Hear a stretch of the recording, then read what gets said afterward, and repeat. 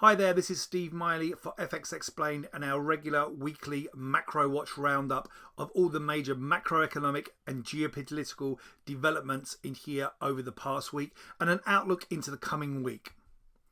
Well, we did highlight in last week's MacroWatch that we saw some plateauing in many Western countries in here from the number of cases and the death toll from coronavirus, and that's continued to be the case into this week, which has given markets some hope. Alongside that, we've also seen some lockdowns further easing in here in some European nations and some US states. Again, encouraging markets that we are moving away from the worst points from this coronavirus outbreak. However, we did see a further significant rise in US jobless claims over the past week. 5.2 million up last week on Thursday's data. That's 22 million now registering in the US as unemployed since the lockdown began in early March. However, central bank and government support is starting to hit home, and that is cheering markets, and we've seen a further push higher for stock markets in here over the past week.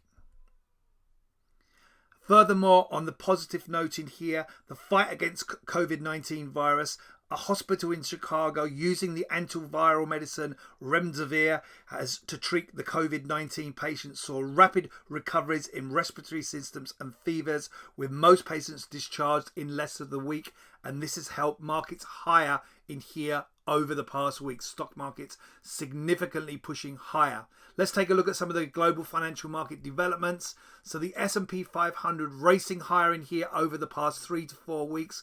Remember, we had that huge rally 2 weeks ago, the largest 1 week up move since 1974, up 12.1%, and another strong advance on the back of that positive treatment from Chicago, the test results from Chicago, helping markets to finish the week on new recovery highs in here for April, going into levels not seen since the middle of March. Here we're looking at the S&P 500.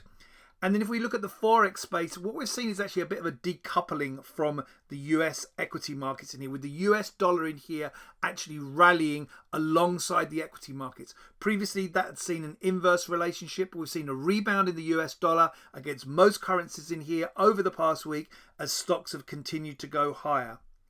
And alongside that US dollar rebound, we also then saw a setback in gold. However, gold only setting back from a new multi-year high.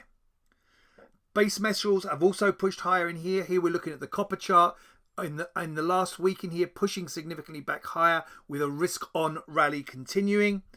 But the oil price has dropped again despite the production cuts agreed over the weekend. The Easter weekend, sorry, that was. Let's take a look at what we're looking at going into this week now, the week ahead commencing the 20th of April.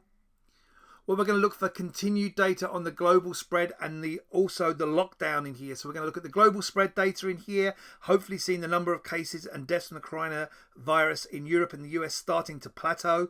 And we're also waiting for possible further easings of lockdown directives in Europe and maybe in some of the US states. On the central bank side, we get the People's Bank of China interest rate decision on Monday, and then the Reserve Bank of Australia, the RBA meeting minutes coming through on Tuesday.